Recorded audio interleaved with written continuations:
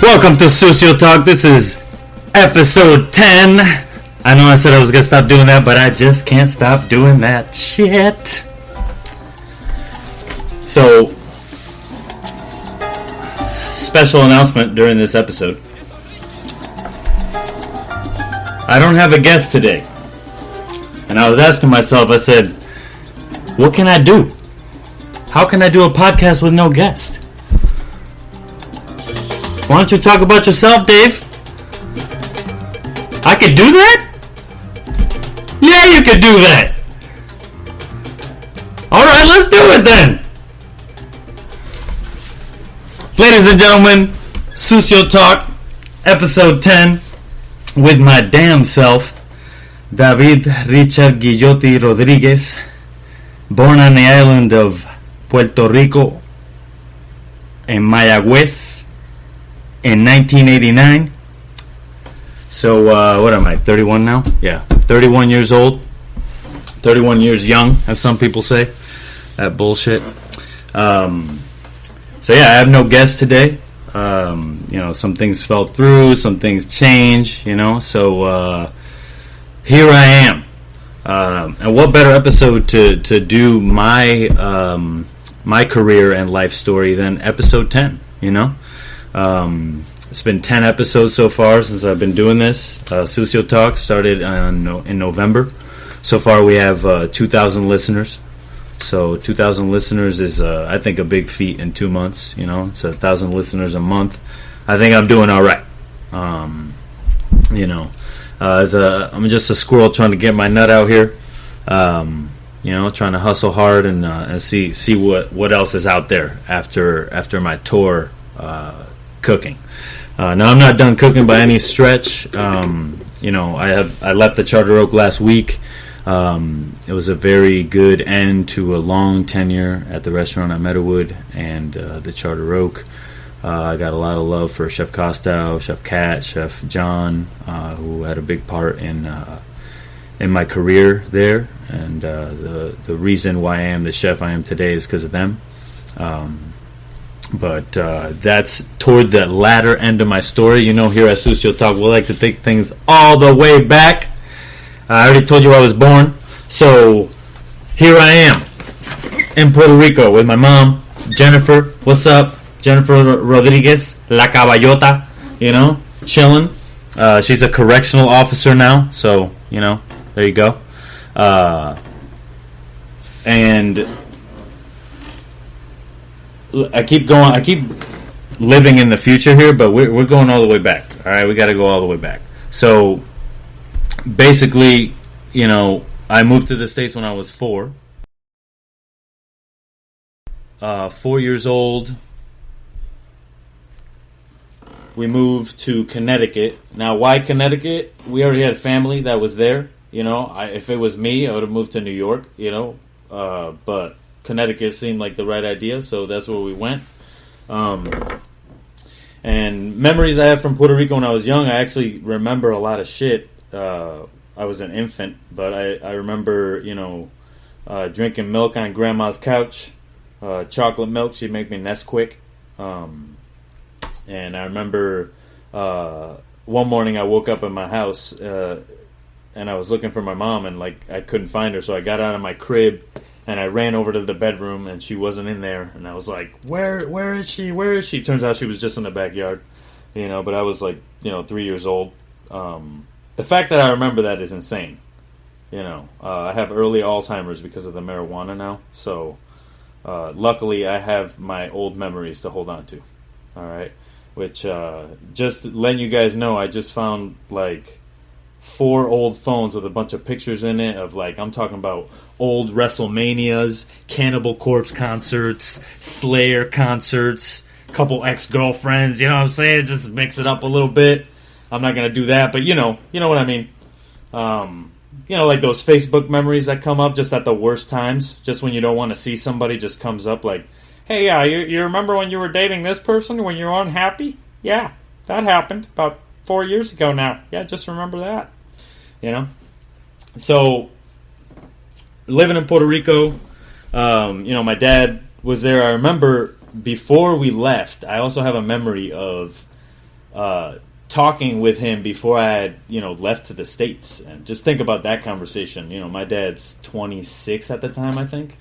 He had me when he was 24. I was about, he had me when he was 24. So, he was about 28 at the time. I left when I was 4.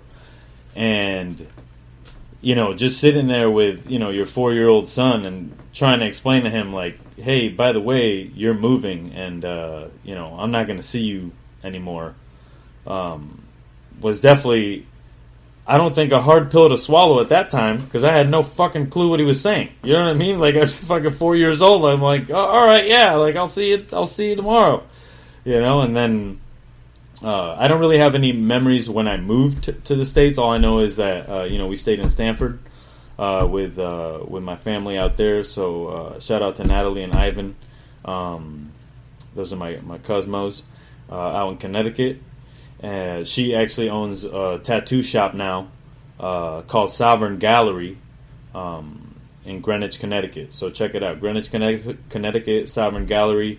Manny Valerio's her husband. He's an artist there. And Natalie, she does eyebrows and tattoos as well. So fucking big up to them. They just opened last year and were able to weather the storm of this pandemic. So shout out. Where was I? So we moved to Connecticut, chilling out in Stamford, Connecticut, right? My mom doesn't like the area, it's dangerous, so she's like, all right, let's get the fuck out of here. So we go to Meriden. Now, Meriden's not shiny by any means, even though it's funny because it's called the Silver City, but it's not a very shiny city, all right? It's kind of a dumpy town. And, what was cool about living there was that it was predominantly black and Puerto Rican, so it was like right at home. There was, however, obviously there's fucking white people too. There's white people everywhere, right? So the first school that I went to in Connecticut was an all English-speaking school, right? So my first language was Spanish. So I had no fucking clue. They put me in this class, and all I had a memory of was that we were playing with, like, the class hamster, right? And they're all, like, passing around, and I remember taking it and passing it along, and the kids there, like, trying to talk to me. Everybody was really nice, but I had no fucking clue what anybody was saying to me, right? So I went home, and I was super frustrated. I was crying. I was like, Mom, they don't understand what the fuck I'm saying, and it was the first time, in my life, because you're sheltered, you're with your family. Everyone has to love you. You know what I mean? So, everybody treats you nice for the most part. And then you go into this world where no one gives a fuck about you, right? They're nice, but they don't give a fuck about you. And, you're the only brown kid there. You're like, what the fuck is going on here? So then they moved me to the other side of town, the bilingual part of town. You know what I'm saying? And I ended up going to school, elementary and bilingual, and then by the time I got to middle school, I was already, pretty well versed in English. So I got out of ESL and went to Lincoln Middle School in Meriden, Connecticut, a piece of shit school. It's no longer there, so I can't even take my kids there. It's a fucking parking lot now. They built a bigger, better school next to it. So, shout out to them, for ruining my memories here. I can't even show my kids around, show them where I went to school. My elementary school's gone too. Then, at this time, I don't really have an interest in cooking per se. I have an interest in eating. I'm always in the kitchen, kind of, trying to sneak a piece of chicken or eat a plantain or two before a plátano or two before the cooking's done. Things like that. But as for the cooking itself, I didn't have any interest in that whatsoever. I was in my own little fantasy world. You know what I mean? Only child. So I was fucking bouncing around and making my own movies in my head like a jackass. So, that's what I was doing.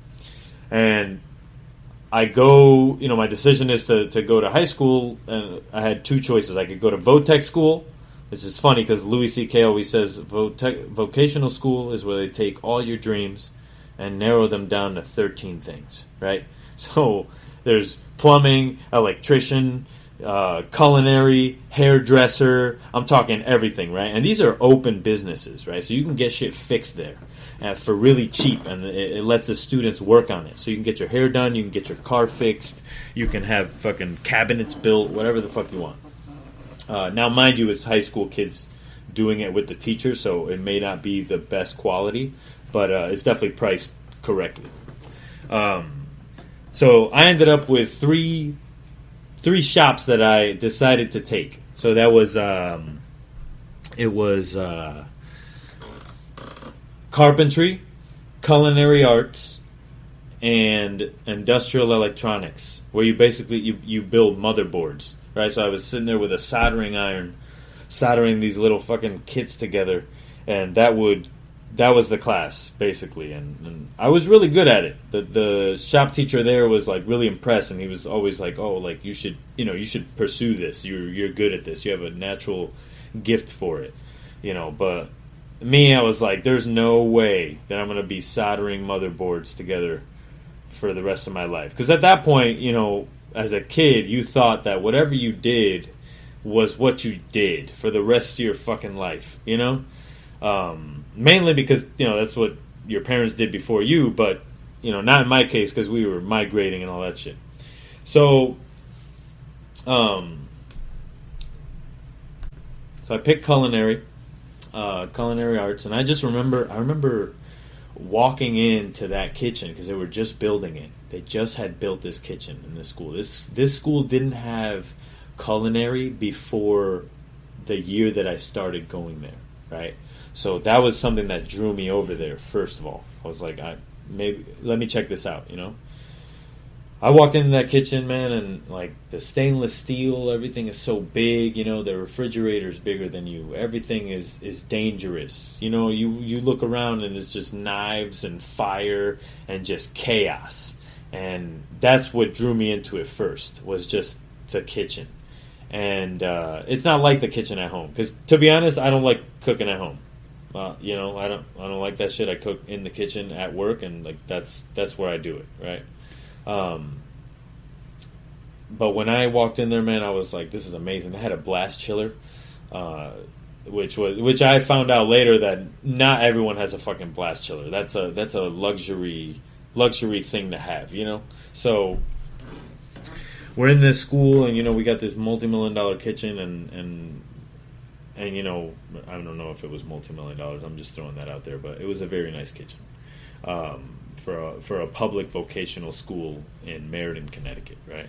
So I take this class, and I remember also the other memory I have is cutting an onion for the first time, and just kind of looking around the room and being like, I could do this for a job, like just cut onions.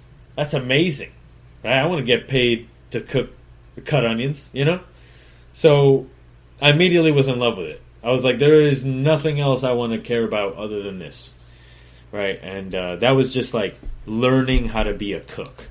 That was all I cared about, was learning all the history behind it, who Escoffier was and who Carême was, and the identification of different equipment. And we used a tilt skillet to make rice in, where you can make like 44 quarts of rice at a time, and big flat tops. And we were doing, the way it was the juniors and the sophomores would do service for the student body, right? So we do like 400 covers a day. It'd be like I think there was 12 students, so 12 kids would do 400 people a day, and it was easy. It was salads. Burger day was burger day. We'd just be sandbagging burgers all day. You know what I mean? To the person who doesn't cook, sandbagging is when you cook things way ahead of time, so you're not in the shits when you're doing the service. Is frowned upon, but sometimes when you are short-staffed, you have no choice. You must sandbag. So, we're in this school, and I do this culinary program, and I'm in love with it, and I think the teachers there also saw that I had something, because they took their extra time to kind of teach me the ways. And I had this one teacher who used to be in the Olympics for culinary, Chef Daniel Verano, and he was always trying to show me pâtés and terrines and all that. He was into like that kind of stuff, like buffet catering, platters, aspic, and that realm of things, which was where the competition was back in the day. Like, you didn't make dishes, you made fucking big ass like platters of meats and shit. So I'm doing this schooling, and during this time I'm still playing video games, and just like hanging out with my friends, and then I got a job. I started working at KFC, right, Kentucky Fried Chicken, and that's where I got the cook lifestyle, and you don't think so, right? And I wasn't even cooking. I was a server / cashier, meaning I would pack up the chicken and the mashed potatoes and shit, and then take the money and be the person that talked to you. But I remember I loved the pace, and I loved the scumbags that I worked with. It's the first time, like, it's the first place I learned how to buy weed. And it was, I didn't start smoking weed there, but when I did start smoking weed, that's where I bought it. And we'd go out in the back dumpster area and smoke weed, and then people would come to the drive-thru, and we'd like go take their order. Or sometimes when the manager, who was closed, was not there, we'd close the restaurant at like 8, and we were supposed to be open for another 2 hours, but we'd just be like, fuck it, let's just get high, close the door, cook some chicken, clean up, and we'll get out of here early, Because believe it or not, you were fucking busy at KFC. Busy. I'm talking about line out the door busy. Line of cars out the drive-thru. Doing, I would look at the receipts at the end of the night. We pull in $30,000, $35,000 a night. Now being a chef, I look at that and I'm like, they were killing it. Making $30,000 in a Meriden, Connecticut KFC. Not to mention, like, what do KFCs in New York City make? That's ridiculous. Great restaurants don't make that much money. You know what I mean? On normal nights. Not going to say not really busy nights, but like normal nights. So here I am, again, in high school, right, going through my shit, going through puberty. I remember when I didn't have leg hairs, and I was like, why won't my leg hairs grow? Because it was like all the other kids had hair on their legs, and I'd be like, I'm so far behind, right? But then I grew tall over one summer, and I like hit my stride, and I was like, all right, there it is. But even to this day, I realize, like, I'm not grown. I'm still scratching the surface on what is grown. And if you think you're grown and you're my age, or you're fucking 45, you're still not there, B. All right, fucking take it back a few. You still got something to learn. But I had a decision at that time. I started running cross country, and cross country was cool because the chef of the freshman and sophomore class was the cross country coach. So I got really close with him, and he told me that he went to Johnson & Wales, right? So I was like, my parents want me to go to college. I don't know where the fuck to go. And I looked this place up, on America Online, and it was like, I realized that I didn't have to take the SATs, and I also realized a little bit that going to culinary school is not real school, right? So I figured that if I went to Johnson & Wales because they had 4-year programs, I would be going to school, but not really going to school, if you get what I mean. Now, many years later, I regret that decision because I'm still fucking paying it off, and the school loans are fucking crazy. And I know you guys are with me. Some of you guys are with me here. So thank God to all those that did your due diligence and got your scholarships and wrote essays for money, because right now I'm wishing I would have done that. But it's okay. We live and we learn. We move on. So I go to Johnson Wales, right? I say, let me do this. So I go to Johnson Wales. My mother drives me there, right? I remember going to the dorms the first day. She drops me off. She's like unpacking my clothes and shit. I'm not asking her to do any of this. She's just doing it. I think she feels nostalgic. I go to the thing to get my ID and all that. Do all that. Then I meet some kid there, right? My parents leave, and I meet some kid because I smoked weed at the time. I didn't have any weed, so this kid had some weed, and I met him, and we went up and smoked some weed in this neighborhood in Providence, Rhode Island. My first day in college. I have no fucking clue where I am, who I'm with, right? So you're just kind of navigating this new world that you live in, and that's when I met Tyler Vorse of Truffle Shuffle, and things happen in your life for a reason. And, they always say, well, God's plan, and you have a path, and God's path. I believe that there is a higher power. It may not be the God that is in the books, but there definitely is something that is putting things in line, right? So I meet Tyler, because, Tyler has been a great influence in my life. So I meet Tyler, and we become the best of friends, and we actually end up living together for all 4 years of college, And at this point, I had never worked in a restaurant, right? I had done, internships at hotels and shit like that, but I never worked, like, on the line at a restaurant. Until I met Charlie Apple, right? Now, Charlie Apple, he didn't let me tell this story on his podcast, but I will tell the story on my podcast, right? Because it's my story, goddammit, and I just don't want his mother to get mad at him, right?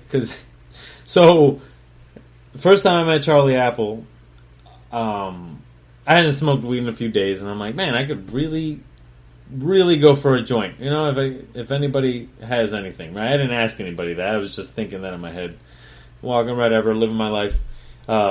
We go up to a party on Ohio Avenue.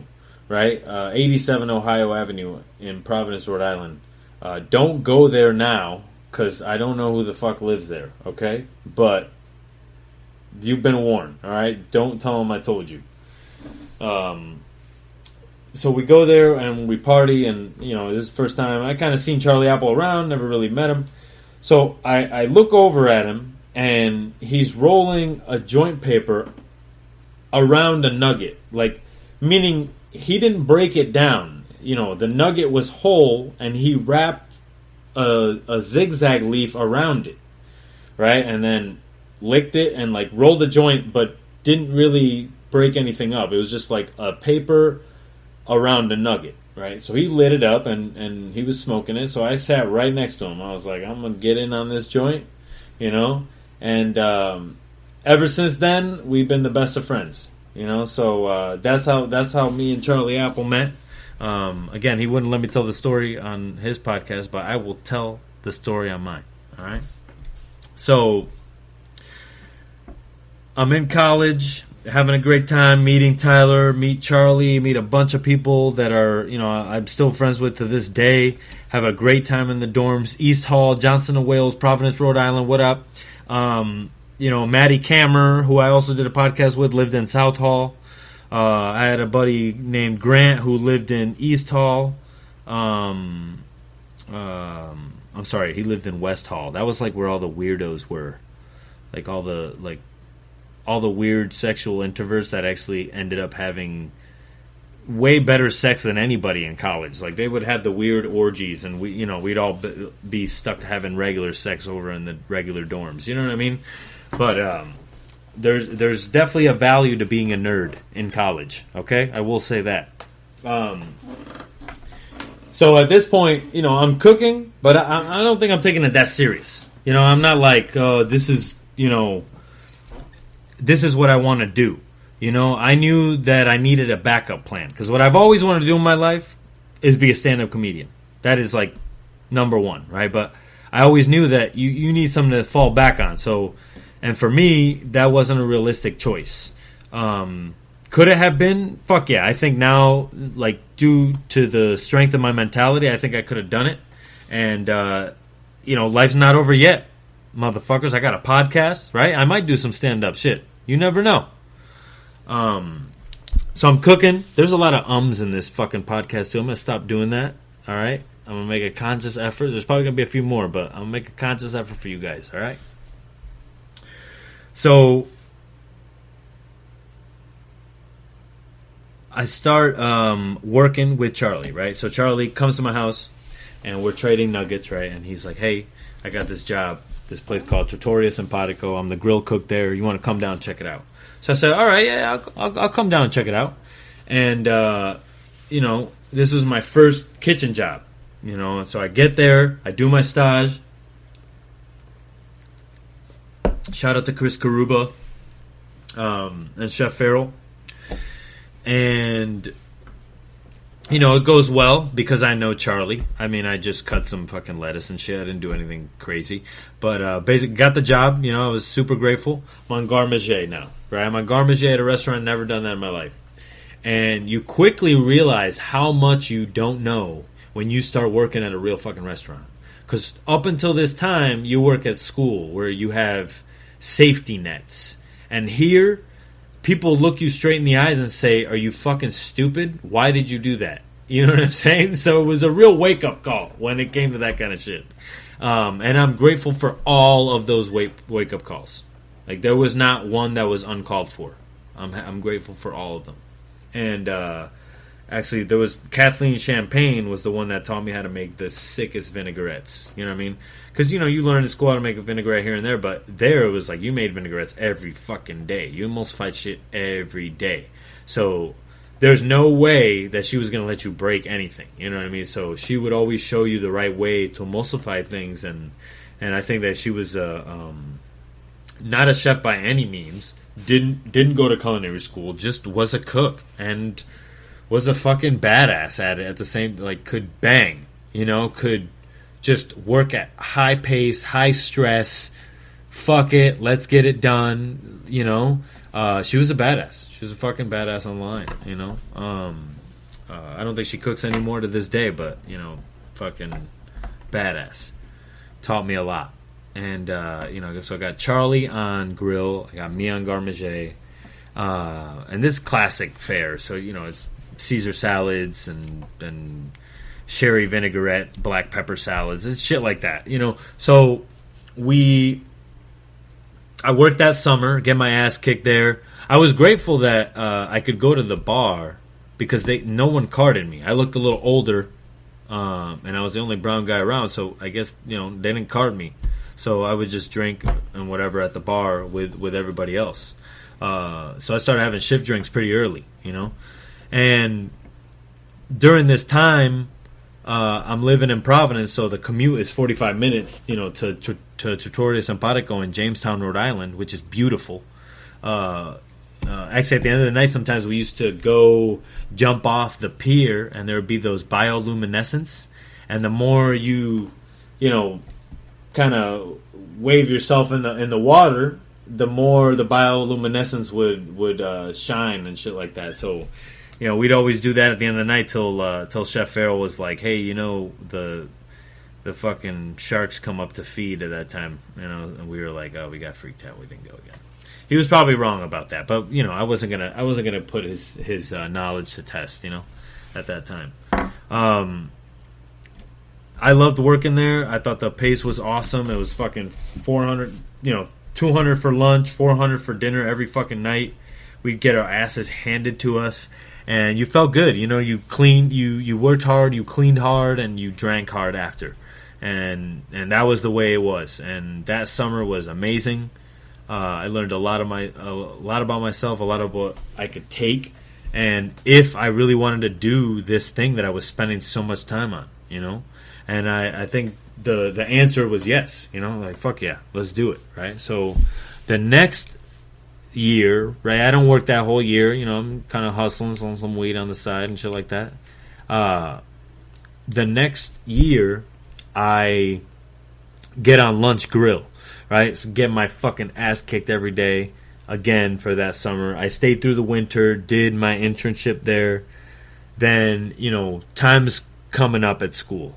It's about to be done. You know, Tyler's moving on to New York. He's about to go work at Dovetail. I'm like, what the fuck do I do? You know, at that time, you have a lot of emotions going through your head. You're like, what do I do with my life after college? Is cooking for me? Where do I go cook? My friend is cooking here. It's awesome. Where do I go? Am I a failure for cooking at this place? Should I have done this? You know, there's a lot of doubt, a lot of I don't know. And it's hard to navigate that when you're, 20 years old. You don't know what the fuck you're doing, especially when your family isn't around. You're living by yourself. You're paying rent. You're self-sustainable. You know. So we sipping on this beer called Dark Sarcasm Porter by Barrel Brothers. It's fucking delicious. A guy named Andrew at Charter Oak gave it to me before I left. Didn't get to drink it in Napa, but now I'm drinking it. You know what I'm saying? So, here I am. Rock you like a hurricane. Okay. I'm going to stop doing that now.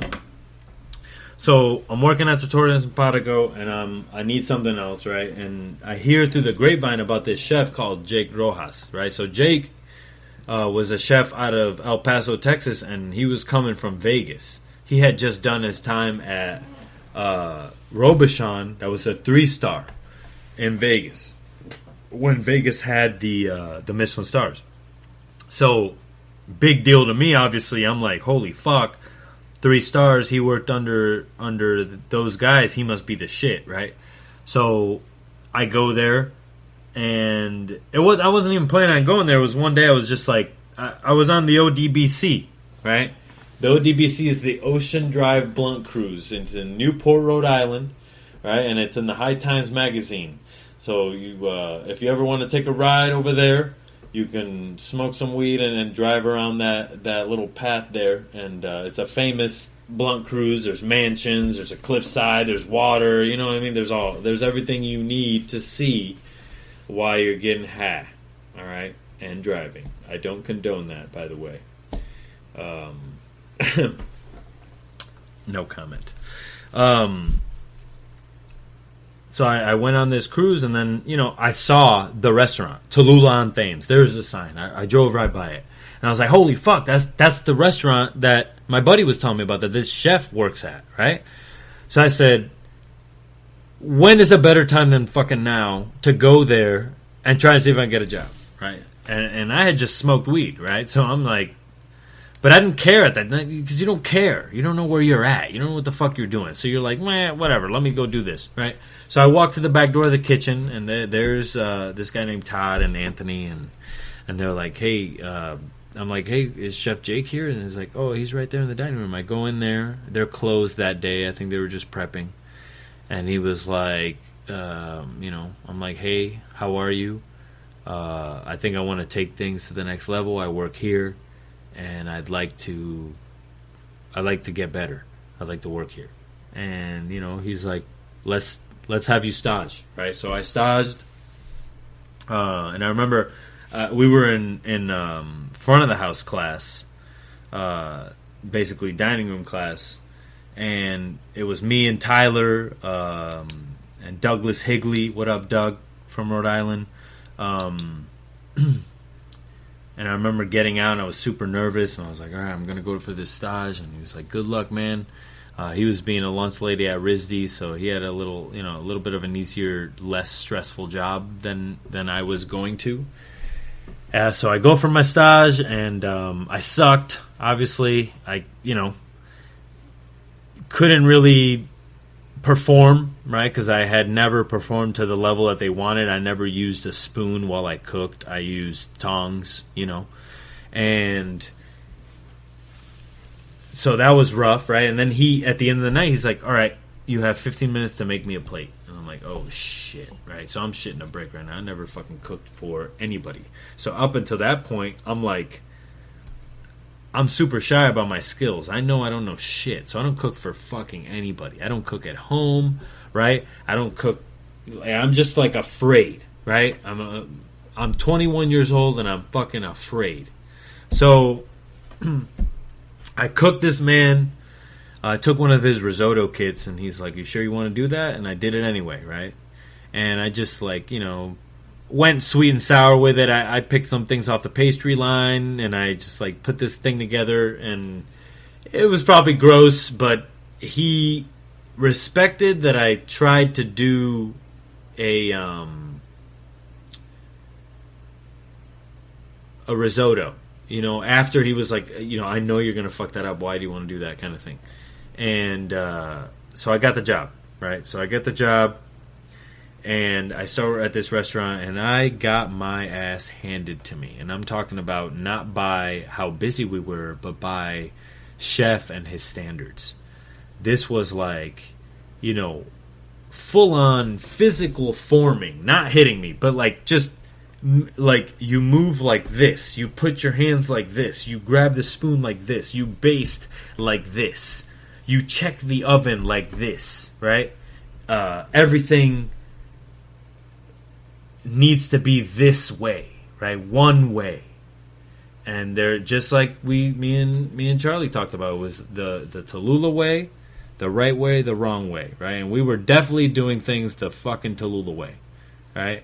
And I just remember how important it was for us to practice those things over and over and over again. The form of what it is to cook, right? To have style and to make it look amazing, and that's not all you're focusing on, but it's part of what you're doing. You are, in the TKRG they say finesse. It's just the way you work is just clean. It's free. It's free of clutter. There's no redundancy in your movements. You know what I mean? So the way that he ran his kitchen was amazing, and everything. The first time in my life where the labels were cut with scissors, right? Wherever I was, it was like you just fucking tear it with your hands. The labels always had jagged edges, and that was the first place where it was like you cut your fucking label with scissors, right, to make straight lines. And why do you do that? It's like because you've spent so much time working on your mise en place.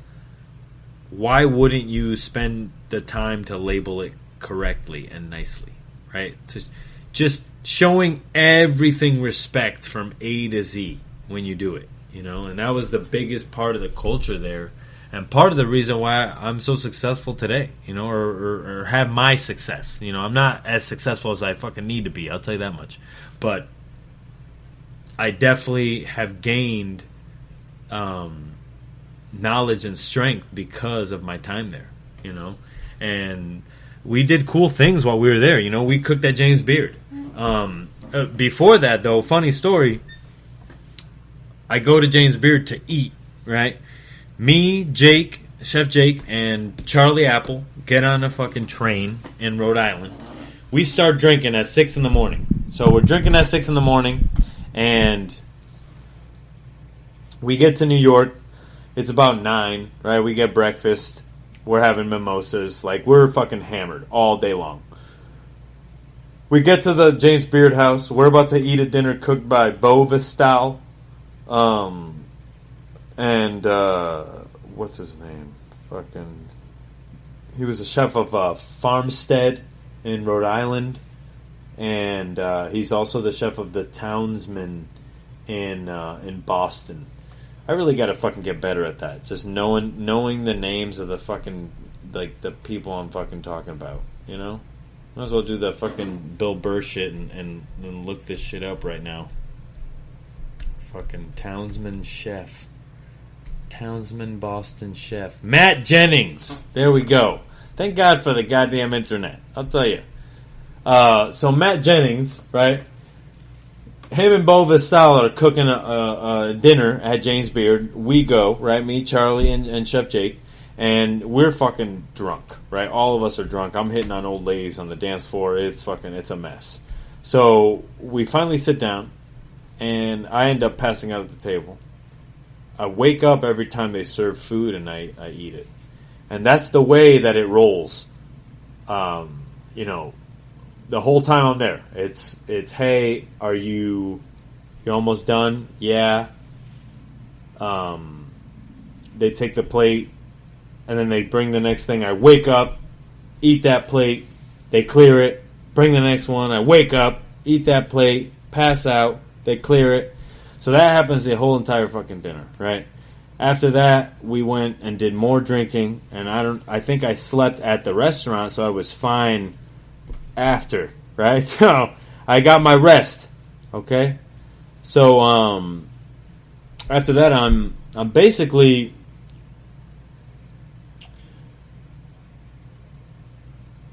hammered drunk, whatever. We eat, we leave, and it was just a memorable night in New York. After that, fast forward a year later, we're cooking at James Beard, right? Chef Jake is cooking at James Beard. We're with him. And I remember the anxiety of cooking that dinner because I had anxiety, right? You have anxiety. You can't sleep because you're like, how are those pork loins going to be? How is this going to be? And, Chef Jake and them put us up in hotel rooms, and I knew that was a big thing for them. That wasn't easy. And they did that for us and truly appreciate it. And they took us out to dinner, and it was fucking fabulous. And we cooked that night, and that night I'm cooking these pork loins, right? I'm having a great time, and not having a great time. I'm shitting a brick is what I'm doing, but that to me was a great fucking time, right? And all of a sudden this lady walks in and she's pointing at me, and I'm like, what the fuck, this lady, who is this lady? She's pointing at me, she's like, you. And I'm like, excuse me? She's like, you. I was at the table last year with you eating dinner. And I was like, holy shit, because I knew what she was going to say. You passed out. She's like, you ate all of our bread, you drank all of our water, and you fell asleep during every step of service. Every time there was food in front of you, you were awake. But every time that there was any downtime and there was no food, you were sleeping. And I thought that was fucking hilarious. And she said, to this day, one of the best James Beard dinners she's ever been to. So, shout out to that lady. I had no idea what her name is or where she is now, but definitely had a great fucking time both times, eating there and cooking. But just full circle, life comes around and lets you know that you were a jackass a year ago. You know what I'm saying? So at this point in Tallulah's tenure, we cook James Beard, come back. It's spring, right? We pick asparagus one morning. Chef Jake breaks his ankle, right? I'm the veg cook at the time. Charlie Apple's the meat cook, right? And Annabelle Atkins is on pastry. And he breaks his leg. First time that we're running the restaurant without him. And I just got kind of pushed into that position, like, hey, you're the next up. And I remember that I was proud and grateful and scared that it fell on me, that I could be a leader in this kitchen that I didn't even know I could be,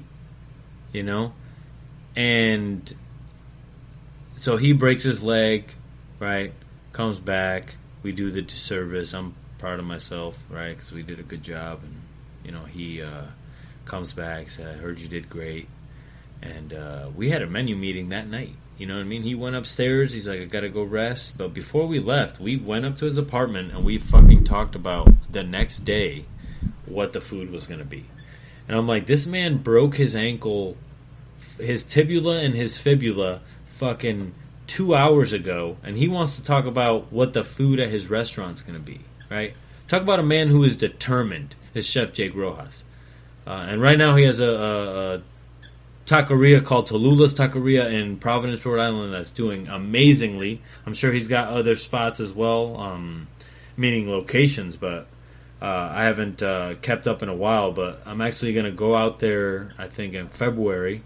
Going to test my way out to Rhode Island and COVID test my way out to Rhode Island. We'll see. And see him. So hopefully, shout out to you, Chef Jake.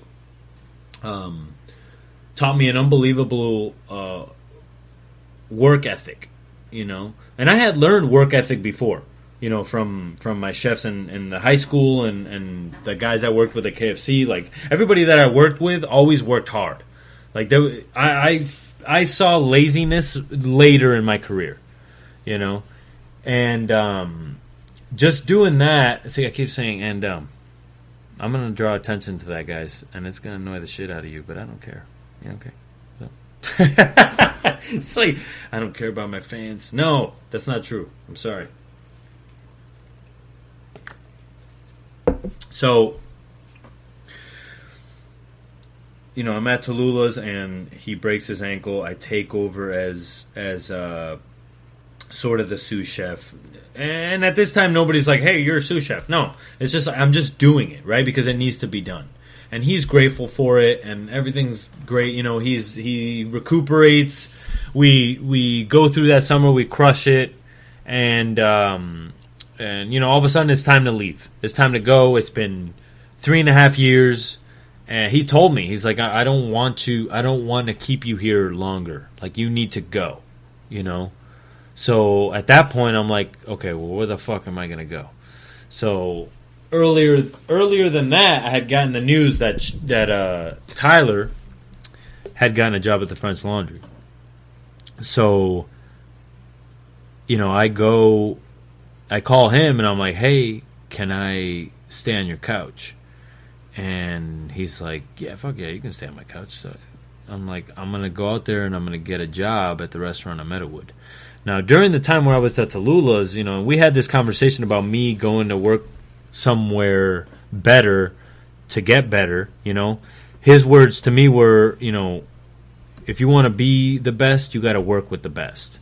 That's what he's like, it's all about who you surround yourself with.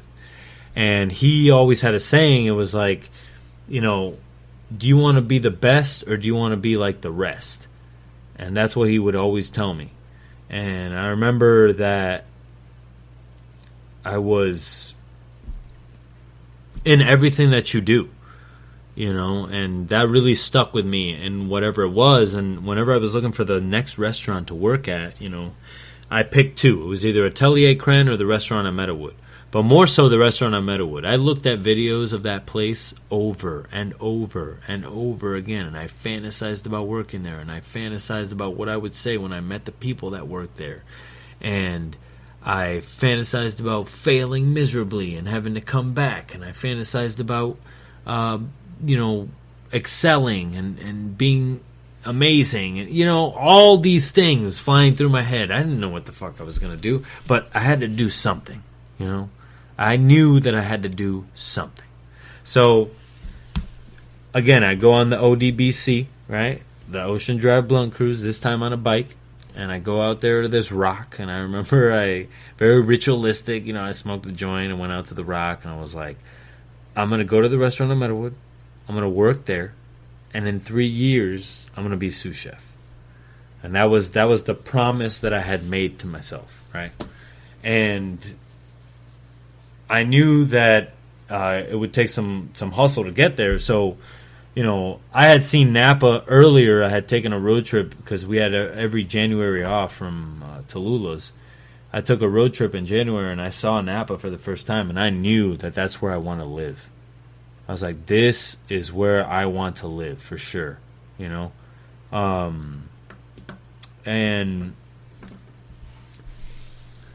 I made the decision to move to Napa, right? After 30 days in Puerto Rico eating peanut butter and jelly sandwiches, which was amazing, by the way. And I remember just like gathering the clothes that I was gonna use, the casual clothes, which was about 3 articles. I'm talking 3 shirts, 3 pants, you know. And then the rest of it was chef pants and chef coats, right? And that's all that was in my luggage. And $150, which I pretty much spent on weed when I got there. But it was fine. Tyler took care of me, and when I moved in, his girlfriend was like, what the fuck is going on here? Like, who is this guy? And they had just gotten a dog, so this new dog is just up, and he's fucking harassing me, and I'm trying to sleep, and I'm trying to work at a new restaurant while severely out of shape, 30 pound plus than I've ever been in my life.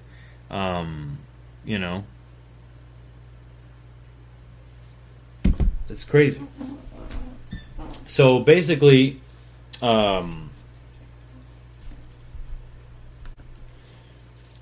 Napa was a different experience for me, because I didn't know anybody. I only knew Tyler, and I remember the day I decided, like, I knew that I was going to go stage at the restaurant in Meadowood, but when I got there, I was, like, obviously fucking exhausted, and I didn't want to do anything. So I spent the first few days partying, okay?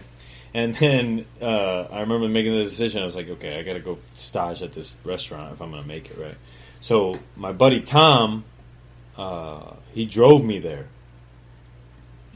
So he picks me up. I press my chef coat, throw it on a hanger, throw it over my shoulder, and get in the car with Tom. Tom drives me to Meadowood, and I'm realizing how far away Meadowood is from Napa, which is where Tyler was staying. It's like fucking 30 minutes away, I thought this whole time that I was going to be able to walk there, So Tom brings me there, and he drops me off in the parking lot, and he's like, look, if you come back in 5 minutes, I'll know your stage is over. If you don't come back in 5 minutes, I'm going to leave because I'm going to assume that your stage is on. I said, okay, Tom, thank you. So I step out, and the first person I meet who's wearing a Restaurant on Meadowood chef coat is Howard Coe. Howard Coe works out in Dubai now. He's a chef in a hotel in Dubai, and what up to Howard? And he goes, hey, what's up, man? And I'm like, hey, I'm staying with Tyler right now. And he's like, oh, no shit, I used to work with Tyler at Canapé at the French Laundry. And I was like, oh, no way. So I was like, oh, good, I'm in. I was like, no fucking way this guy knows Tyler and used to work with him, right?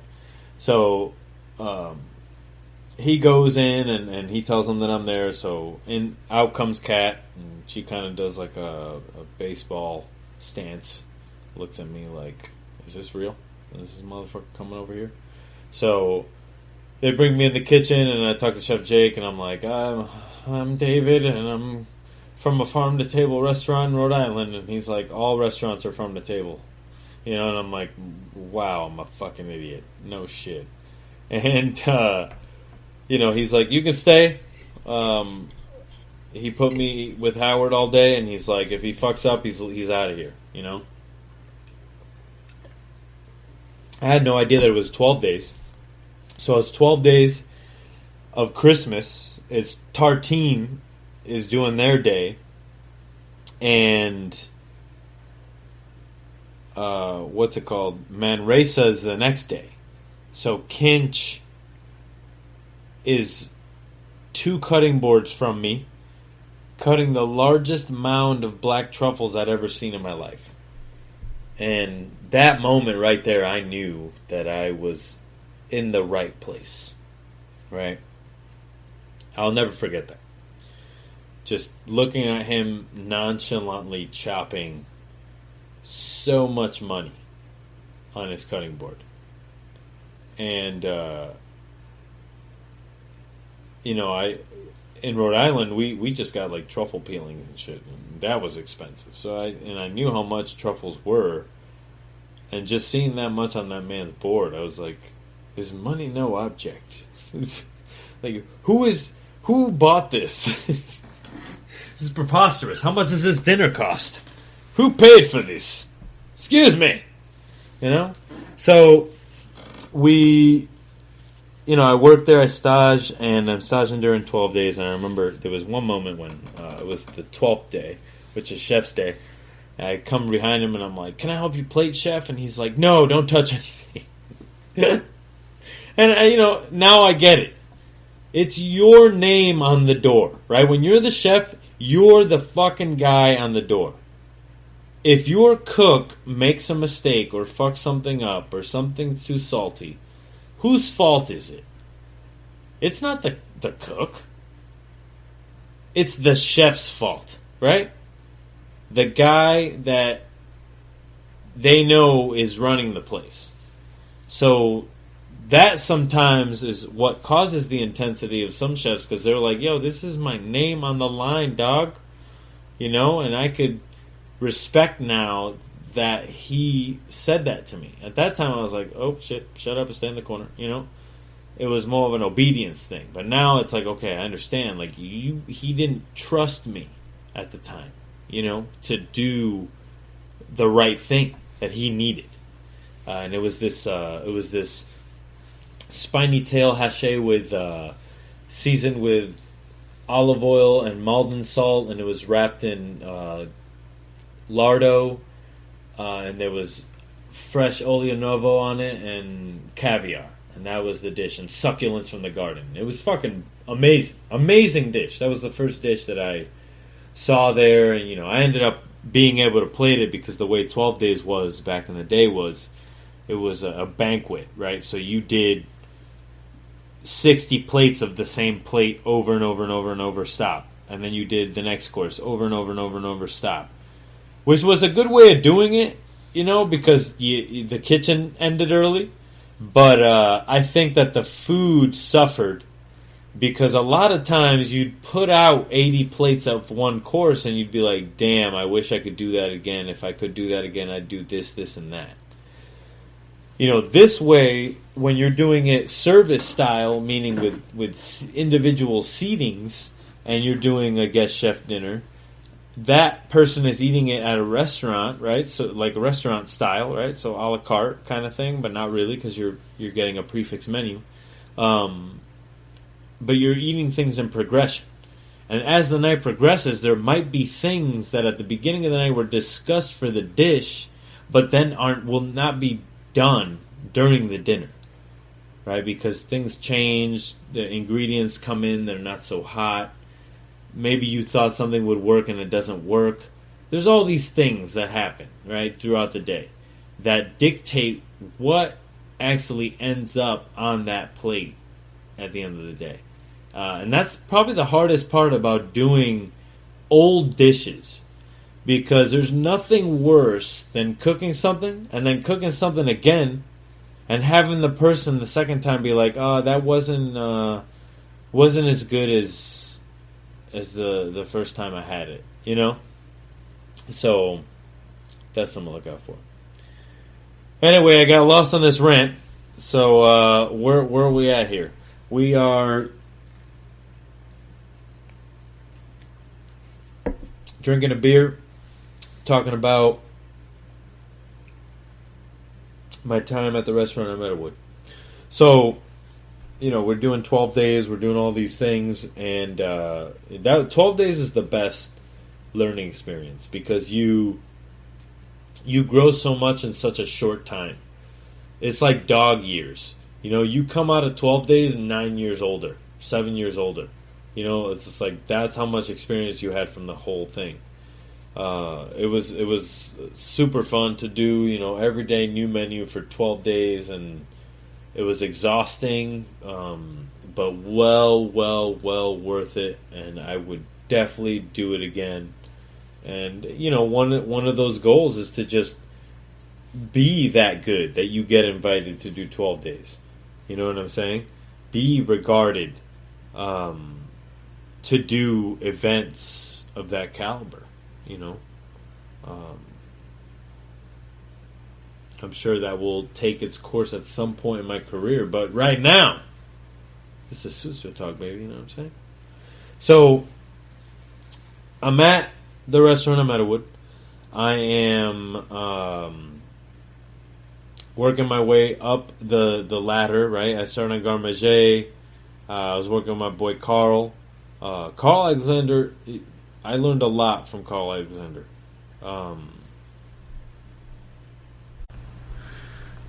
So, you know, you're on the Garde Manger line with a cook who's worked at 11 Madison Park. You know, so he's coming from a truly disciplined kitchen. Daniel Hume out there. So he comes in and, you know, or I come in rather, right? He was already there. So first I'm on tableside commis, right? So I should explain that first. When I got to the restaurant at Meadowood, I was commis first. I worked at 6 in the morning. And at the time, I had a girlfriend. You know, we had one car, so I had to, you know, drop her off first, and then go to work, or get dropped off by her first, and then she would go to work with the car, which means I would have to take the bus later. So I would have to walk from Meadowood to the center of St. Helena, which is not a fucking nice walk, just because you have to cross this major highway that just feels like you're going to get hit by a car at any moment. But thankfully, no cars hit me there. Cars hit me later on in life, but not there. So we're flowing through, right? I'm working tableside commis, I'm going out to the tables, I'm saucing things, I'm talking about dishes, I'm giving kitchen tours. And this was the first time where I had seen when the guests come in, the entire kitchen welcomes them. You know, so the guests would come in and everybody say, "Hi, welcome." And, you know, they'd leave and everybody say, "Good night, thank you." You know, and that's what we were programmed to say when they came in and they left. And, you know, for a lot of people, that some people that came through would be like, "Oh, that kind of seems fake that you guys are saying that." But I fucking meant that shit, you know? Like, from the bottom of my heart, I want you to have the best time you possibly can at the restaurant. I didn't want you there to have a bad time, and it should never feel like you are doing a chore when you're doing what you love, right? If this is truly what you love, then love it. Don't say you love it and then complain about it. That is the worst quality, you know? Really makes work negative. You don't want that. You want to be positive. You want to be cool, man. You want to be cool. So working at the restaurant in Meadowood. Then after that, you know, it's one night. It's a hairy night that people are getting fucking roasted left and right. All of a sudden, this kid gets kicked out of the kitchen. And then he makes a mistake of looking back right before he's about to leave the kitchen, and chef goes, "Do not pass go. Do not collect $200. You know what I mean? Don't look back here, motherfucker." So he leaves, and he looks at me and he says, "Get on Garde Manger or you're done too. You know, or you're going home too, basically." And oh, there is my alarm. My 9:45 order fish alarm for the Charter Oak. This is, you know, you got to remind yourself to do those things, or else you miss out. And let me tell you something about buying fish.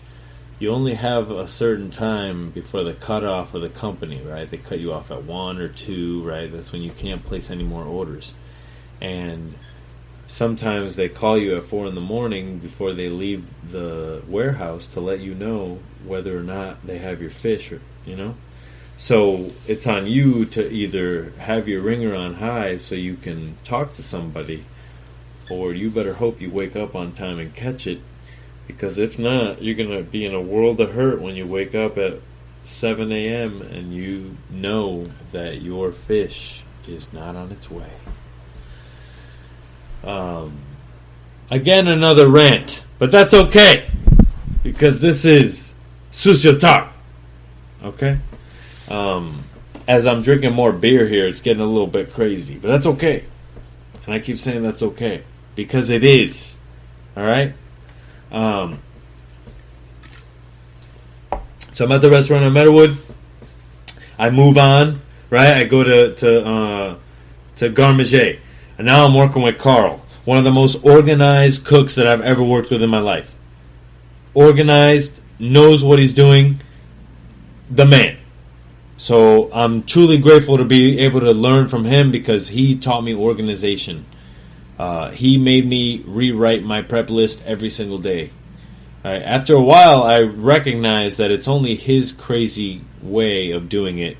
You don't really have to do that. But he also recognized that I was a dumbass, and I learned that way, right? I had to do things over and over again. I had to write it out. I had to see it in order to be able to perform. So that's what we did, you know. So then I went to Snacks, which is Canapé Station. Got my ass handed to me there. We did some cool events. Wired by Design was a cool event, and we did, you know, an event at Skywalker Ranch right outside of the symphony recording room. And that was cool because, you know, you could kind of hear it through the cracks. And 12 Days was cool. I just talked about that, and, you know, that was the cool thing about the restaurant on Meadowood is we were always doing guest things. We did fucking Ryan Seacrest's birthday party. You know, and that was a trip. Ryan Seacrest's birthday party was amazing. We did it at the Cave at the Reserve, right? And then afterwards, we found out that the front of the house was going to go party with them. And there was no fucking way that we were going to let the front of the house party with these people and we were going to party with them. You know, I'm talking about Randy Jackson from American Idol. I'm talking about the Kardashians. I'm talking about Kanye. I'm talking about all these people at Ryan Seacrest's birthday party. J-Lo was there. I don't think she was at the club scene, but she was definitely there because I fed her foie gras. Not to her mouth, just like on her plate, but I was inches from her. Goddamn Puerto Rican goddess. J-Lo. Where was I? I'm going to say it one more time. Working at the restaurant in Meadowood. Yeah, it was great. So, you know, Garmager with Carl, he taught me organization. Then I went on, you know, Canapés. That was great. Then I get moved to Meat Station, which doesn't happen. Usually you go Canapé to fish. I went to Meat Station. They decided to give me a shot. It was between me and this other kid. The other kid was newer, but he had more experience. But they said, hey, what the hell?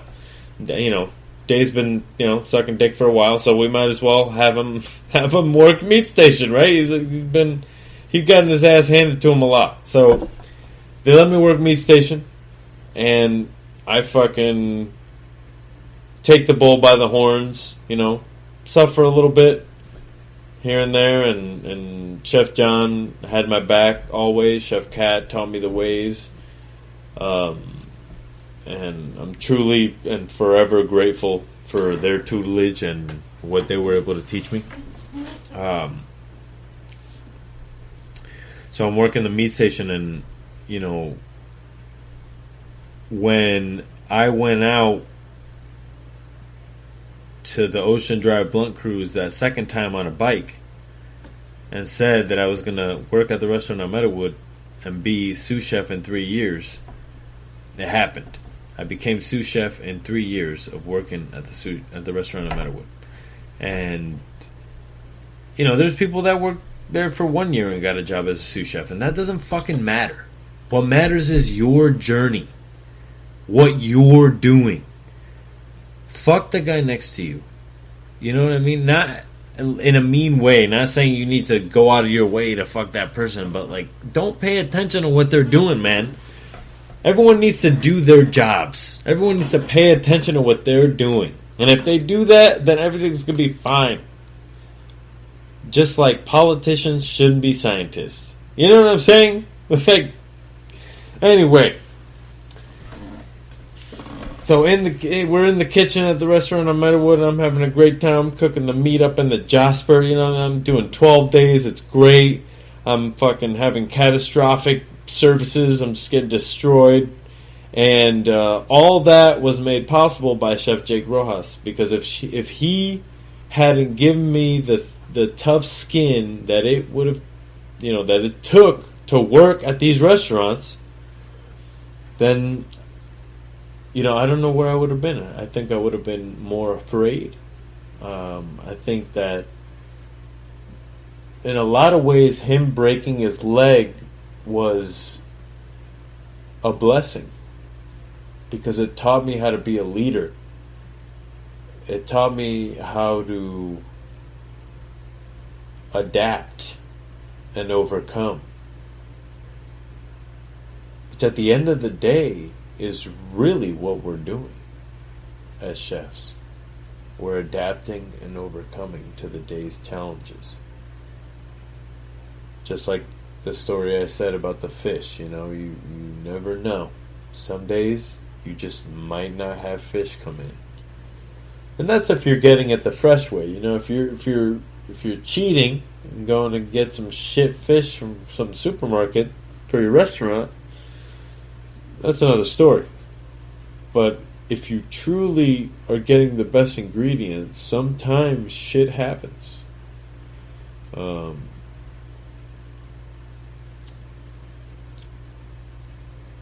It's so sentimental when you talk about food. So I loved the restaurant. I loved Chef Kat's training. I thought that her and Chef John had great food minds. Just the dishes that they would come up with, and you're like, how do you even think of that? And so much respect. Just so much respect. And they're about to open the Yangban Society in LA. So shout out to Chef Kat and Chef John and their family, opening a restaurant, about to show us what's up. So everybody fucking bow down, son, because you're about to be, I'm not going to say Flavor Town, because that's homie's saying, and big up to him for all that money he donated to small businesses. A lot of people hate on Guy Fieri, but he got my respect with that shit. Who else did that? Did I do that? Did Thomas Keller do that? No. Guy Fieri did that. He donated that money. So, as far as I'm concerned, and I'm a fucking serious chef. You know what I'm saying? Like, I take it seriously. And for the longest time, I thought that guy was a clown. And now I'm like, he just shut us all the fuck up. Donating that much money to small businesses is much more than any other celebrity chef did. And I'm not saying that none of the celebrity chefs did anything, or that chefs didn't do anything as a whole, because we fucking banded together and we fucking did shit. But that right there from Guy Fieri, oh, you're kidding me. We're getting off track here. So I think working at the restaurant, no matter what, the biggest challenge for me was the mental aspect of it. I think I got strong with Chef Jake, but there was definitely some nights working at the restaurant where you question the fact, like, am I doing the right thing? Is this right for me? Should I be a chef? Should I cook for the rest of my life? Because at certain moments, it felt like you couldn't do it. It felt like you just didn't have it in you. And I think people go through that a lot, and I don't think people talk about it enough. I think people are scared to talk about how they really feel sometimes. And I'm not telling everybody to overshare, because sometimes you got to keep that deep dark shit to yourself. You know what I'm saying? Like, sometimes you think of some shit, you're like, I can't tell nobody I thought about that. That's nuts. You can't help your mind sometimes. It's just traveling, you're watching movies, you're listening to music, it's weird. Weather, whatever. It happens. And here I am trailing off again, talking about the restaurant in Meadowood. Before I get into my movement over to Charter Oak, the restaurant in Meadowood did burn down. And it burned down not too long ago. And it was sad. It's sad still to this day, It feels like you put all your hard work into something and it burned down to the ground and no one can see the work you put in,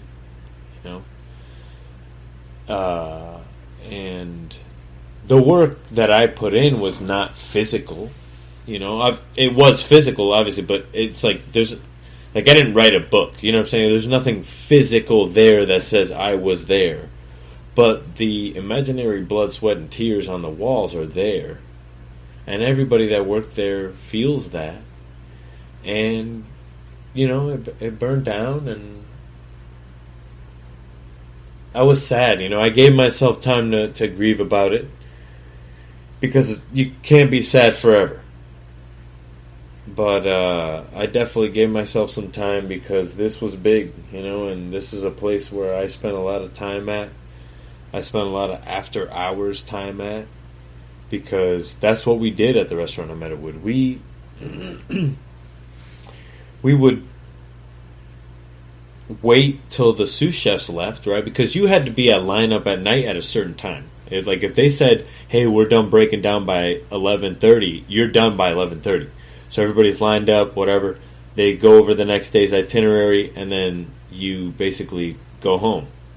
So we would wait in our cars, and then once the sous chefs left, we'd go back in there and prep, because that's what you had to do to survive, and that's what it took, and you did it, and I loved doing it, going the extra mile to make sure. I remember there was nights I would go home, watch wrestling for 2 hours, eat junk food, complete disregard for my body, and about to lay in bed, and then say, "Oh shit, I forgot to rearrange my tool tray." So I would do the mad dash, get in the car, drive the 30 minutes from Napa to St. Helena, go to the Meadowood, and fix my tray. And that's how much respect I had for that place. That's how much respect I know cooks out there have for shit that people take for granted or don't even know that this person takes that much care of it. And this spreads to more than cooking. There's just people out there that care. And those are the people that we need to nurture and push on. Maybe that's what COVID's all about. It's here to remove all the shit-ass people that are here and let all the good ones excel. That got a little dark right there. But that's okay. So I'm on Meat Station. I make it to sous chef. Okay, I'm sous chef now at this restaurant. And there's definitely a growth in sous chefs that happens. First of all, you're working with everybody, right? Now you're their boss. So that's a dynamic. That's always hard to see. And once you're their boss, the relationship starts to change a little bit. Not at first. At first, they're happy for you. Right? At first, they're, hey, good job, man. Hey, you're the sous chef now. Hey, great, brother. Hey, love that. But what they don't realize is now they got to do what you say. Right? Not necessarily, though. You know what I'm saying? I'm not saying that they got to listen to what you say word for word. But you're upholding the standard of the restaurant. You're making sure that they're doing the things that they're supposed to do, right? I feel like nowadays, and maybe this is because of my kindness, it was seen as, it wasn't respected when I would come up to somebody and be like, hey man, why is this like this, And it caused me to get angry, And once I got angry, I would blow up. And once I blew up, it would be like they'd respect me less. And I'd be like, well, why is this happening? And then all of a sudden I realized, I have to learn how to deal with people. I can't just get crazy. I'm no one. Let's start with that. Cut the ego out of it. You are no one. Right? You're not worthless. You're just worth. That's it. Not worth more, not worth less. Just good enough,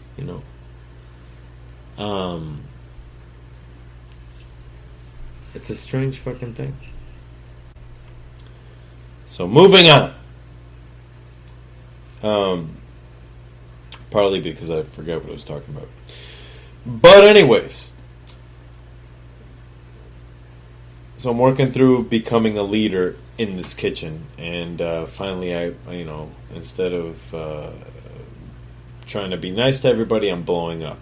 After I blow up, I calm down. And that's when you even out, that's when you sort of get everybody back. Everybody starts to be like, oh, okay, dude, I'll listen to you, I'll respect you, And the one of the best things that ever happened to me as a leader, as a sous chef, was one kid came up to me and he was like, this is Daniel Kim. Shout out to Daniel Kim. He's got a pop-up right now with Michael Izzard. Michael Izzard, shout out to you. You texted me one day and then didn't text me. I'm about to call you on this fucking podcast. You text me one day, I said what up, and then you never text me again. Alright? So if if anybody out here knows Mike Izzard, tell him to hit me up. Stop being a bitch. Alright?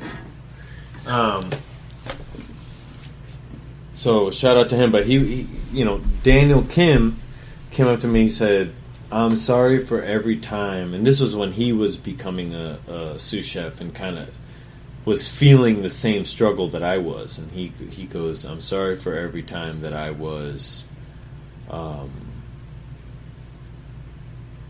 rude to you or disrespected you. I see where you're coming from now. I love you and I respect you and thank you, basically. And that moment to me was amazing. And I use it as an example all the time. I tell it to everybody because it is true. You never know what a job is until you do it. So if you're going to be the boss to somebody, if you're going to be somebody's leader, you better know what the fucking struggle is firsthand before you give somebody the reins to run your shit. Because then it doesn't become sort of like just do that. With no sort of thought into how it's going to go or how it's going to work,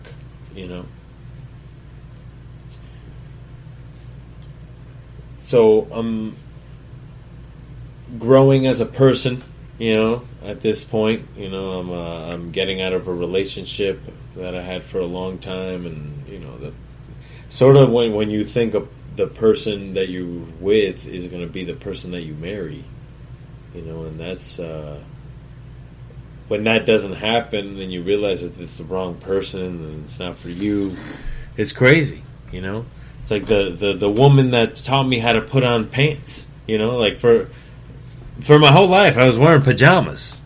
Jesus Christ. I wasn't dressing to impress anybody. And she was the first person that was like, hey, look, bitch, you don't look good. You look like shit. Okay? Your shirt is stained. There's chocolate Haagen-Dazs stains all over your shirt. You look like your shit on your shirt. And she bought me pants. She's like, get out of those fucking pajamas and be respectful. You know, and it's sad to say that, you know, that I need to put on certain articles of clothing as a man to be respected. But it's true. Because now I see myself judging people. You know, today I was at the post office, saw a man wearing slippers at the post office, and I was like, no. Or when you see dudes wearing sandals with jeans, no socks. Sandals with no socks and jeans. And it's like, what the fuck is going on? Even if he had socks on, it wouldn't be right. That's not what I'm saying. Okay? I can hear the outrage now. Now I'm going on rants about... This is going to become a long podcast. I don't care. You know, because this is my fucking podcast. Sucio Talk, featuring David Sucio, Richard Guillotti Rodriguez of Mayagüez, Puerto Rico. Here we go. You know what I'm saying? My dad actually put together some tunes for this podcast. And we might as well use them now. I mean, this was a lot of the rock and roll that I was listening to in high school. I was riding in this convertible cop car, and it was a 1964 Chevrolet Impala, and it had Hydro Cop across the side, really big, you know.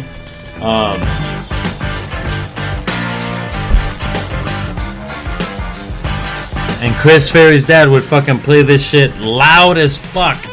And it was always awesome to be in that car. And I remember we would bounce with the hydraulics and shit. I mean, this was an awesome car. Cop car with hydraulics, named Hydro Cop, sprayed across the side. Driving across motherfucking ice cream stores, bouncing and shit, everybody looking. Crazy. Crazy shit. He's going to be proud of me because I used that mix. So that was for you, Dad. You know? Thank you for the mix. It was great. Yeah, so all my mixes for the podcast are done by my dad, who is named David as well. Grew up in Puerto Rico and Chicago. Maybe someday I'll do a podcast with him. He's a very wise man who writes poems. Some of his poems are published. I don't know where, so don't ask me. They were in the 70s, I think. So it was a long time ago now. But when I have him on, we'll ask him about that and talk a little bit more about what the fuck he's doing. But back to what the fuck we were talking about. The life and times and career of Sucio. David. So, and the Charter Oak at this point is starting to open, right? So I'm sous chef at the restaurant. Chef Kat at this point has kind of moved into this role where she is researching and developing this new restaurant called the Charter Oak, and that's all we fucking know. We don't know anything. And 3 months later, down the road, we get a tour of the place, and it's amazing. And it's this just, broken down fucking historic building that's being rebuilt, and we have no idea what it's going to look like or what's going to happen, but all we know is that Chef Costa is fucking excited about this place, and so is Chef Kat, and they're pumped on it. She's making all the food, and it's great. And she R&D'd that fucking restaurant for like 2 years, or 1 year, and then they went on this tour that was for a long time, and they killed it on that. And during that time, I ran the restaurant at Meadowood with Chef Johnny, or Chef Johnny ran it with me, and he was the CDC. We were sous chefs. It was me, Jacqueline, Carl Alexander at the time, Daniel Kim later on. But it was a good time, and I learned a lot from Chef John. He taught me how to be, sort of Yoda about things. Be calm, cool, collected, make decisions not based on emotion, which is something that I did a lot. Which is different than making decisions with your heart. which I don't know if that makes sense or not, but I think just based on emotion alone with no heart is not really very smart. That's when you get into trouble. You know, that's when you can have negative feelings like jealousy. It can kind of come bite you.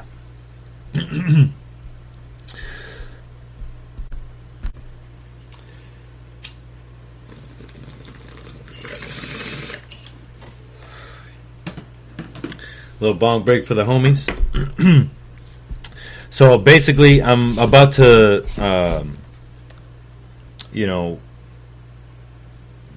still being the sous chef at the restaurant. Chef Cat goes and opens Charter Oak. Charter Oak opens, right? So that means for a year, basically, chef is back and forth, but he's not really at the restaurant. He's at his new restaurant, which he just opened, which he should be at, So that year, I really bonded with Chef John, and we got close and shit. And then, it got to the point where I was looking to transition, and I didn't know what to do. And Chef Costow had offered me to be the chef at Charter Oak. And at first, I declined. I thought, why would I be the chef of a French fry and burger place when I've spent all this time working in the Michelin system?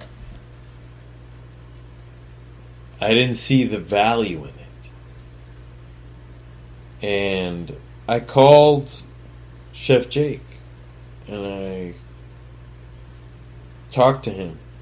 And he said, basically, you're a fucking idiot. Why are you not taking this?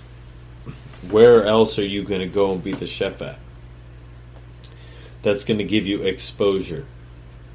That's going to put you on the map. That's going to give you a place to call home as a chef. That's not you. Maybe it's not your spot, but you're the chef there. That doesn't happen lightly, Good chefs they're out there, but when you're looking, they're not around, And, because all the good ones are taken, as they should be, So that was definitely a crazy, crazy time for me, because I was, single now and kind of living crazy and not sleeping well, introverted a lot. I didn't go out anywhere, I just sort of melted into myself, because for the longest time I felt so exposed, because when you have a girlfriend, you're doing shit. You're going to parties, you got to do this, you got to do that, you got to go game night over here, and I was like rebellious. I didn't want to do any of that shit. I wanted to just stay home and not do anything, And after a while, I realized that was not good for my health, so I had to kind of step out of that. And that's when I sort of took being a leader more seriously and thought that in order to make other people's lives better, I have to make my life better. Right? I have to be better than the life that I want to teach to live, So if I'm going to give people advice, basically, I got to take my own motherfucking advice, and I got to start doing the things that I set out to do. So, I started eating better. I started working out. I stopped eating shit food, and took leadership seriously. And when I did that, I saw the value in the Charter Oak, and I said, I could go be a leader here. I could learn about costing and what it takes to run a whole restaurant instead of just the food part of it. So it really helped a lot in that sense, because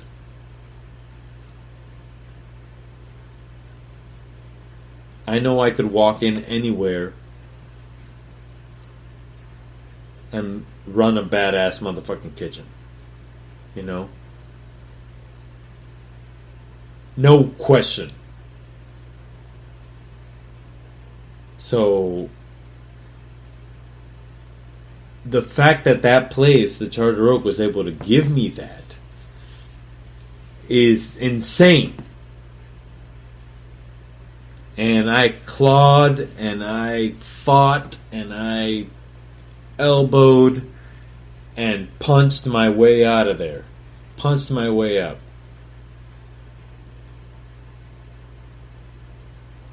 And I had a great tenure there. And fuck it, I'm telling this story right now because shit, it's my podcast. It was one rainy night. A couple gentlemen were starting some trouble, so they got thrown out of the restaurant. The next night, these guys come back. So I think, hey, you know, that first night I wasn't there. I had the day off. Second night, I'm there, you know, and I'm getting the notice. Hey, these are the guys that started the trouble the other night.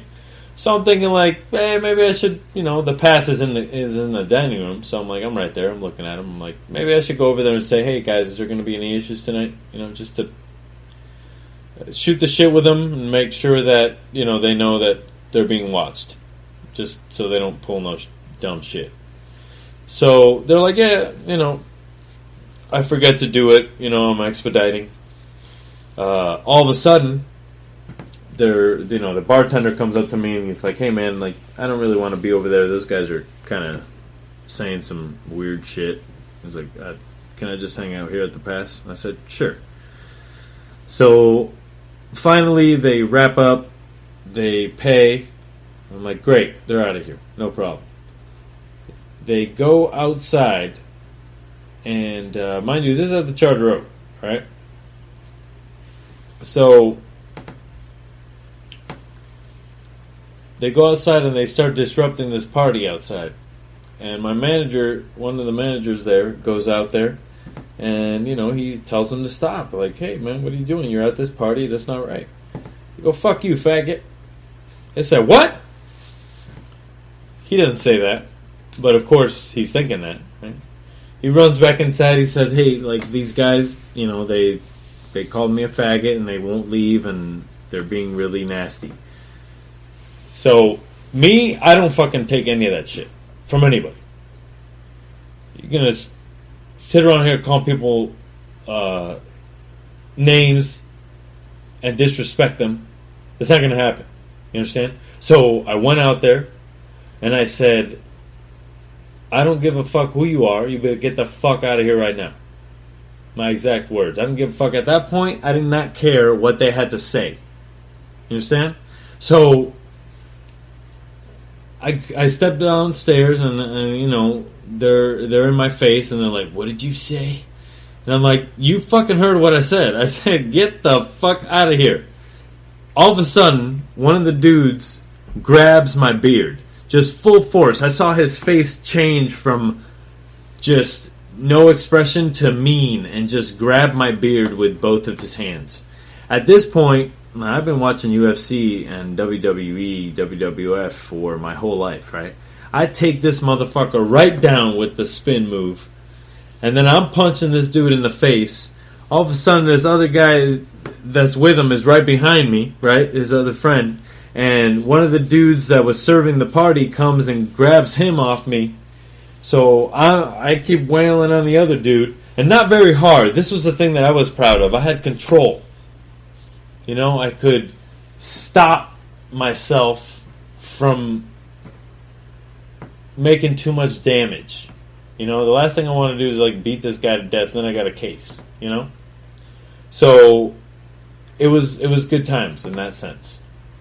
So I taught this guy his lesson, And then he went out, and I guess the cops were right there, and he basically stumbled right into they called the ambulance. He went to the hospital, and the cops came, and they took a picture of my fist and all that, and it was crazy. But I remember that I went outside, I fought this guy, and then I came back inside, and this cook at the time needed help with this lamb, and I went and like sliced the lamb, and with him I was like, alright, so this is how you slice the lamb. Boom, boom, boom, and boom, plated it, and then I was like, alright, and I had just fucking beat that guy's ass. And that, to me, like, reading that as a young cook, I'd be like, this guy is the shit. So I just felt awesome. You know, like, I just beat some guy's ass and then taught a lamb lesson real quick, and I'm the motherfucking chef of Charter Oak. And I thought it was pretty fucking cool. Now, I'm probably going to get in trouble for telling that story, but I don't give a fuck. I didn't say the guy's name. Yeah, he's a fucking bastard. Fuck you. But yeah, there you go. Beat his ass. So that was the end of that story. I feel like this is... After I drink, this is just getting drifty and really dark. But that's okay. We're going to see where this goes. So, you know, I'm the chef of Charter Oak, and I think the blessing of that place was, one, becoming a chef and being, like, feeling like, oh shit, I'm a chef now. You know, like, for a long time, you doubt yourself. You're like, yeah, don't call me chef. I'm not a chef. But being there, I was like, fuck, I really am a chef. Like, this is it. You know, and I lived my dream there. And thank you to Chef Costow for allowing me the opportunity to be the chef at Charter Oak. And it was an amazing experience. It was busy. It was hard. It was unforgettable. And it's something that I will forever remember. And something that I will never take for granted. Because all of these things that I've done truly have formed who I am today, in the kitchen and out. You know, from going to culinary school in high school and learning how to bang there, and then doing the program afterwards, which is the fine dining for, you know, juniors and seniors, which is something I didn't mention earlier, but here it is. We'd feed the teachers for super cheap and make, like, higher end shit, you know? And just being taken under the wing by those guys, and then going to college and learning that there was a lot more than just cooking, that there was this whole other world that was part of it, the drinking and the partying and the fucking staying out late and not giving a fuck, that I loved, you know? And I've given this business, you know, since I was 16, so, you know, 14 years now, 15 years later, I'm able to tell this story, and I'm able to say that I worked at one of the finest restaurants in the world. The restaurant on Meadowood. No matter what any fucking top 100 list says. It was truly a place that was amazing. And it's sad that it burned, you know, but like we always say, you know, a restaurant is nothing more than a pile of bricks. It's the people with the passion that make it what it is. And that's why great restaurants are great, because of the people, not because of the physical space or the, like, obviously that adds to it, but without the people, it wouldn't be, you know, the beautiful thing that we know to be fine dining or eating out in general. And that's truly how you tell restaurants apart from shitty restaurants and good restaurants, because, like it or not, there's shitty fucking restaurants, and then there's good restaurants. And great restaurants are sometimes shitty. And shitty restaurants sometimes are great. And that's just the way it is. So we got to get over it. Fucking push our egos aside. And help each other out. And we'll be okay. You know? So now, shit. Now I'm just straight chilling. Smoking weed. That's one of the things too that I want to mention. I did this all while smoking weed, while high as fuck. Okay, so let me tell you this: success is never denied by drugs. All right, it was a spokesperson right here. Tell your kids it's Sucio talk. You can say whatever the fuck you want on here. All right, that's what Dave told me. Anyway.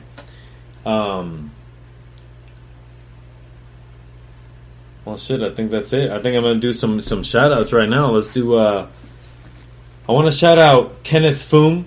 He's the CDC at Noma, Copenhagen. He said what up the other day. He DM'd me. He started that tram a while back. Lovely dude.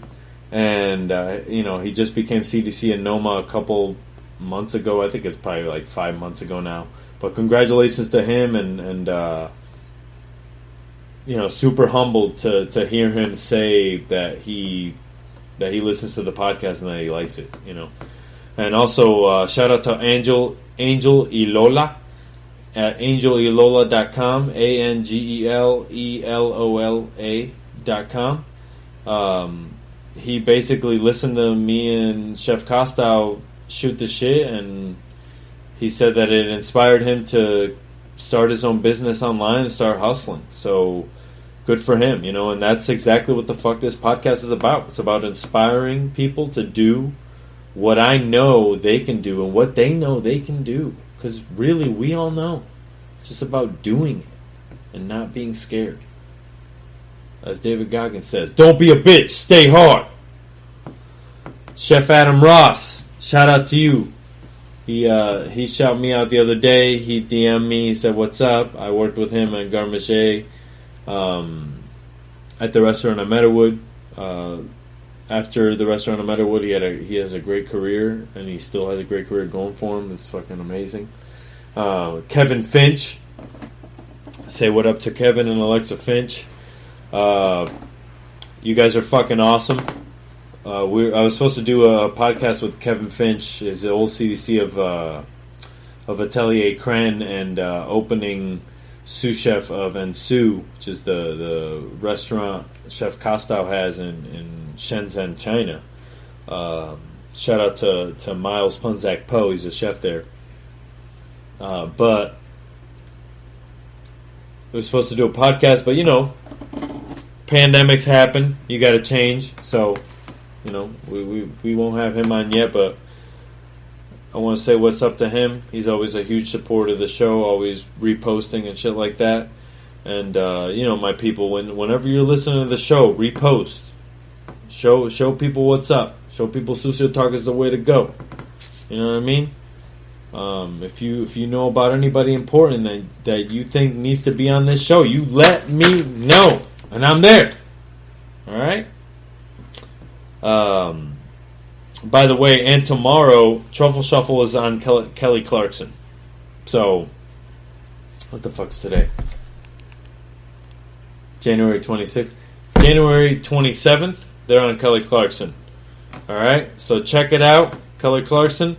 I just opened up a company called Sucio Arts, so we're going to be hitting the ground running on some shit. I'll keep you guys posted on what's going on. If you want to communicate with me, it's suciotalk at gmail.com, suciotalk at gmail.com, no underscore. This has been a podcast with David Richard Guillotti Rodriguez, Del Castillo, Fontana, Quintana, Sutana. I hope you guys enjoyed yourself, and I hope that everyone has a great time out there. This has been Sucio Talk episode 10. It's been fun. We've been drinking, we've been smoking. We've been reporting on the life and times of David Sucio. Peace out, y'all.